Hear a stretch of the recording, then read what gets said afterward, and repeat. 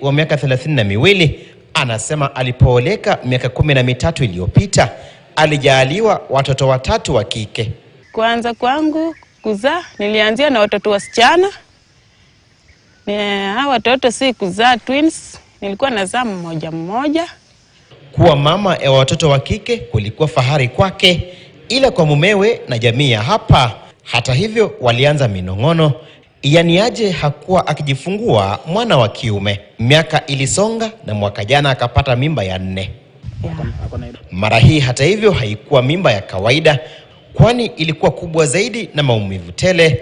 Akaamua kwenda hospitalini na baada ya gangaganga za matabibu ikabainika ujauzito wake ulikuwa na wana 4. Bwanake naye akaweka mambo bayana. Alikuwa amesema ukijizaa msichana, sasa nitajua wewe ndio uko na makosa. Nitajua wewe ndio uko na makosa juu hiyo mbegu yako ni ya wasichana. Sasa nilikuwa nimekaa tu nikiomba Mungu anisaidie nipate kijana.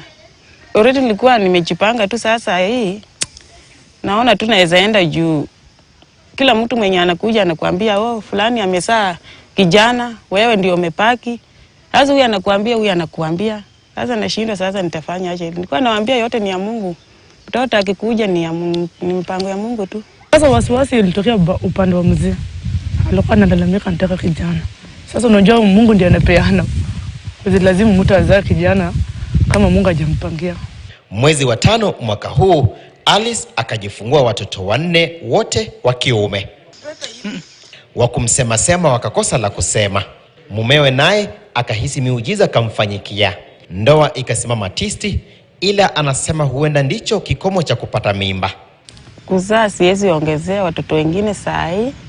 Juu Mungu amenifikishia kiwango yenye nilikuwa natarajia. Siwezi ongezea wengine saa hii juu ya hali ya saa hii ni ngumu sana. Hata hivyo anasema katika familia au jamii nyingine kujifungua watoto 4 bado kungemzalia makuu, ila hapa amekumbatiwa. Hawakunitishia sana na ile maneno ya kusema tutaua hawa watoto.